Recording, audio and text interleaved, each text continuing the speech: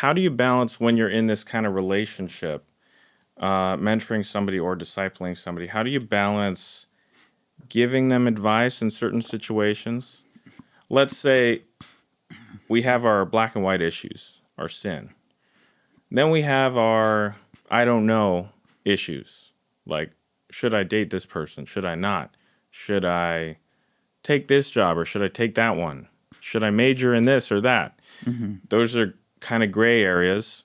And in those gray areas, how do you balance giving advice versus letting them kind of struggle through a decision? Mm-hmm. Well, as a matter of fact, yesterday, a young man approached me in one of these issues or situations you just mentioned. He's got his eye on a young girl here on campus, and he's saying, I've been observing for a while. I'm so impressed with her. Dr. Sauer, what do you think? Should I approach her? And if so, how do I do this? See, and so in these gray areas, one of the things I have to do is recognize where my responsibility, my authority stops. And I must not make decisions for a young person that are his to make. I can offer advice. I might have a preference. And sometimes I've found that the disciple wants me to make hard decisions for them. And it's not my place to do that. And so we'll talk about the pros and cons of a decision he's facing. What if you decide this? Should you decide this way or that way? What are the pros and cons? Here's my thinking. Here's my advice. But I cannot and will not make that decision for you. That's on you to do that.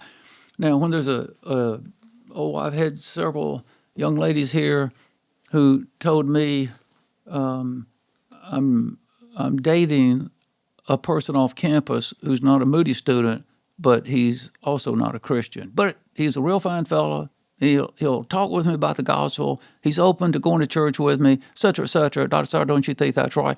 Okay, now, I can be dogmatic about this. Bible's real clear. Do not, as a Christian, get in a romantic relationship with a non-Christian. It's forbidden. Don't do it. So there are going to be some issues that are black and white. So I can be real authoritative on that. But there are going to be some of those gray issues. And now what we need to do is go to Scripture and see if we can find any help, or if the Bible doesn't speak specifically on this, or there's some principles we can find in the Bible that will be guidelines for us. And so we can explore this issue together as we look through Scripture and pray about it, discuss it.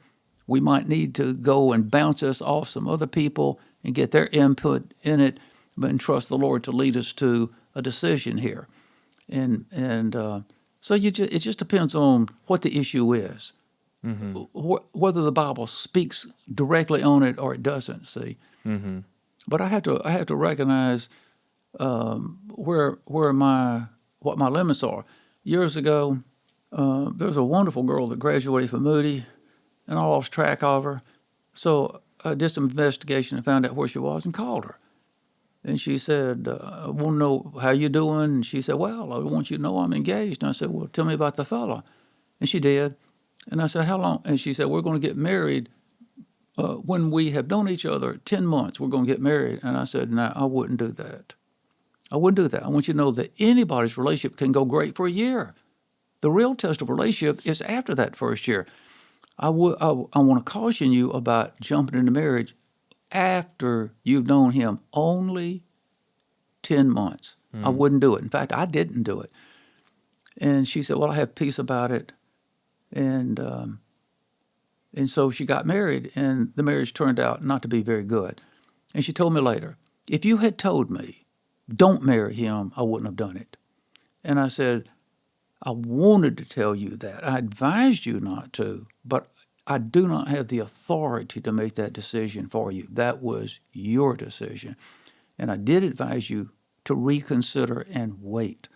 So as a discipler, one has to recognize his limits, that when a young person comes to him, that doesn't give him the right to make decisions for him unless it's really clear in the Scripture. Yeah, makes me think about the way God is with us is he lets us make mistakes. He lets us reap the consequences, but he has given us instruction, but he's not going to stop That's us right. from making a decision like Well, that. that's right. He told Adam and Eve, "Don't eat from the tree in the middle of the Garden of Eden." And God stood there and watched them and let them eat forbidden fruit. They made a mistake. Yeah. Now the question is, can they learn from their mistake? Yeah. And I tell students quite often, a wise person is not one who doesn't make mistakes. In fact, he doesn't exist. A wise person is one who learns from his mistakes. And I tell them, I've amassed a lot of wisdom and knowledge through my stupidity displayed in the past. And I want you, when you make mistakes, I want you to learn from them as well. Now, there's an easier way to learn. That's by obeying the Bible. And we do learn a lot by obeying the Bible. But does anybody always obey everything he knows in the Bible? None of us do. So we are going to make mistakes. There are no perfect Christians. Yeah.